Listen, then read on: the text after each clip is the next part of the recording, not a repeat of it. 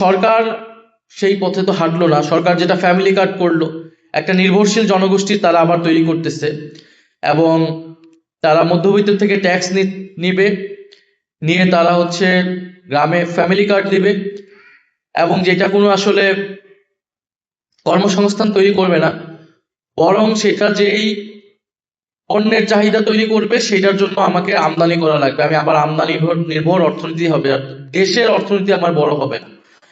অন্যদিকে আমার ন্যায় বিচার সমাজে না থাকা, সামাজিক ন্যায় বিচার না থাকা, সেই একই সমস্যাটা এখনো রয়ে গিয়েছে।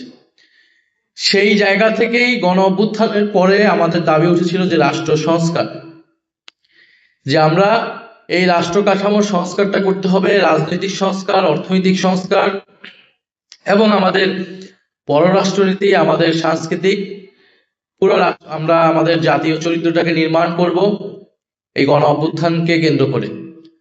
ফলে সেই জায়গা থেকে কিন্তু জুলাই সনদ বাস্তবায়ন হয়েছিল। প্রথম অধিবেশন, দ্বিতীয় অধিবেশন, দুইটা অধিবেশন ধরে করতেছি। আপনি যদি রাজনৈতিক সংস্কার নিশ্চিত করতে না পারেন, আপনি তাহলে যদি প্রতিষ্ঠানগুলোকে নতুন করে গড়তে না পারেন, আপনি অর্থনৈতিক কাঠামোর পরিবর্তন করতে পারবেন না। এই অর্থনীতিটা পুরনো অলিগার্কিক, সেই একই অর্থনীতিতে থেকে যাবে যেখানে তরুণ উদ্যোক্তা বলেন আপনার কর্মসংস্থান সৃষ্টি কোনো ধরনের সুযোগই তৈরি হবে না, যাদের জন্য কর্মসংস্থান নাই।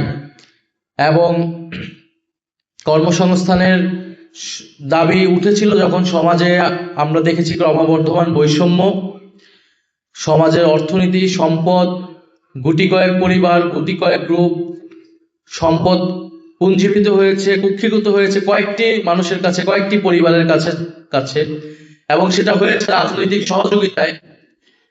রাজনৈতিক স্বৈরতন্ত্র যেরকম হয়েছে সেটার সাথে সাথে অর্থনৈতিক ক্ষমতাও পুঞ্জীভূত হয়েছে, বৈষম্য তৈরি হয়েছে। ফলে বিগত 16 বছরে আমরা অনেক অর্থনীতির উন্নয়নের গল্প শুনলেও, আমরা অর্থনৈতিক প্রবৃদ্ধির গল্প শুনলেও সেই অর্থনৈতিক প্রবৃদ্ধির সুবিধাভোগী সমাজের বিস্তৃত মানুষ হয়নি, সমাজের সকল স্তরের মানুষ হয়নি। ফলে সেই যে আমাদের অর্থনৈতিক সমস্যাটা, যেটার মূল সমস্যাটা, যেটা বৈষম্য বা অর্থনৈতিক ন্যায় বিচার সমাজে না থাকা, সামাজিক ন্যায় বিচার না থাকা, সেই একই সমস্যাটা এখনো রয়ে গিয়েছে।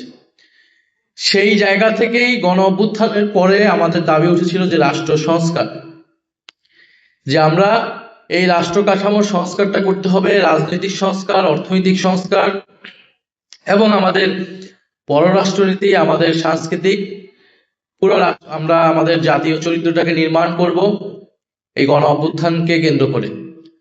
ফলে সেই জায়গা থেকে কিন্তু জুলাই সনদ বাস্তবায়ন হয়েছিল। ফলে জুলাই সনদের সাথে এই অর্থনৈতিক রূপান্তরের একটা সরাসরি সম্পর্ক আছে এবং যে আলোচনাটা আমরা গত সংসদে প্রথম অধিবেশন, দ্বিতীয় অধিবেশন, দুইটা অধিবেশন ধরে করতেছি।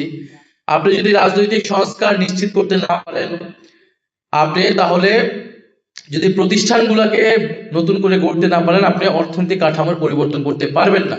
এই অর্থনীতিটা পুরনো অলিগার্কিক, সেই একই অর্থনীতিতে থেকে যাবে যেখানে তরুণ উদ্যোক্তা বলেন আপনার কর্মসংস্থান সৃষ্টি কোনো ধরনের সুযোগই তৈরি হবে না।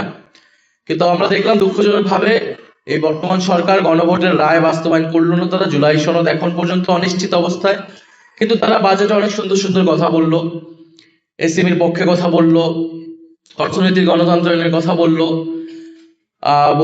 এবং কর্মসংস্থান সৃষ্টির কথা বললো। তারা 18 মাসে 1 কোটি কর্মসংস্থানের লক্ষ্য নিয়েছে এবং 4 মাসে সেটার আমরা কোনো আপডেট পাইনি।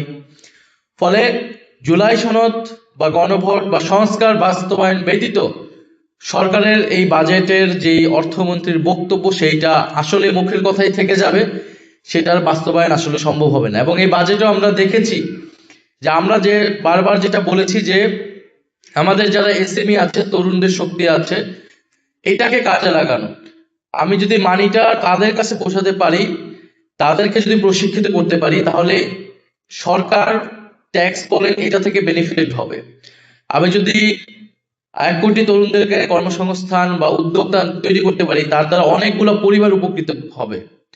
কিন্তু সরকার সেই পথে তো হাঁটলো না। সরকার যেটা ফ্যামিলি কার্ড করলো, একটা নির্ভরশীল জনগোষ্ঠীর তারা আবার তৈরি করতেছে এবং তারা মধ্যবিত্ত থেকে ট্যাক্স নিবে, নিয়ে তারা গ্রামে ফ্যামিলি কার্ড দিবে এবং যেটা কোনো আসলে কর্মসংস্থান তৈরি করবে না, বরং সেটা যেই পণ্যের চাহিদা তৈরি করবে সেটার জন্য আমাকে আমদানি করা লাগবে। আমি আবার আমদানি নির্ভর অর্থনীতি হবে, আর দেশের অর্থনীতি আমার বড় হবে না। অন্যদিকে আমার যেটা প্রধান দাবি ছিল যে বাংলাদেশে যে অর্থনৈতিক এই দুর্দশা তৈরি হলো যাদের কারণে, যে ঋণ খেলাপি সংস্কৃতি এবং ব্যাংকগুলা যে বাজে অবস্থার মধ্যে পড়লো, সেইটার কোনো বিচার বা সেইটার ব্যাংকগুলোকে স্থিতিশীল করার কোনো সুনির্দিষ্ট রূপরেখা আমরা সেটা দেখি নাই, আমরা সেটা পাচ্ছি না। বরং তারা ঋণ খেলাপিদেরকে পুরস্কৃত করতেছে। যদি সরকার ঋণ খেলাপিদের পুরস্কৃত করে এবং যারা উদ্যোক্তা তাদেরকে কোনো ধরনের ফ্যাসিলিটি না দেয়, তাহলে এই অর্থনীতির কোনো পরিবর্তন হবে বলে আমরা মনে করি না।